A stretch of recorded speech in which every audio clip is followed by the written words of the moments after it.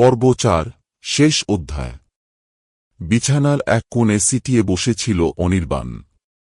ঘামে ভিজে গেছে গা।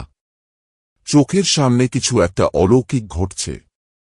আয়নার ভেতরের অনির্বাণ ধীরে ধীরে তার হাত তুলল, কিন্তু বাইরে থাকা অনির্বাণ কিছুই করেনি। সে আতঙ্কে চোখ বন্ধ করল। তখনই একটা ঠান্ডা শ্বাস অনুভব করল গলায়। ধীরে ধীরে চোখ খুলতেই চমকে উঠল। আয়নার ভেতরের অনির্বাণ এখন ঠিক তার পেছনে দাঁড়িয়ে আছে। আয়নার বাইরে। তুই কে? কোনো উত্তর নেই, শুধু একটা বিকট হাসি। তারপর অন্ধকার। পরদিন সকালে অনির্বাণ আর ছিল না। তার জায়গায় আয়নার ভেতরে একটা অন্যরকম ছায়া ফুটে উঠল। আর তখন থেকে সে অন্য কাউকে খুঁজতে শুরু করল, যাকে সে জায়গা নিতে পারে।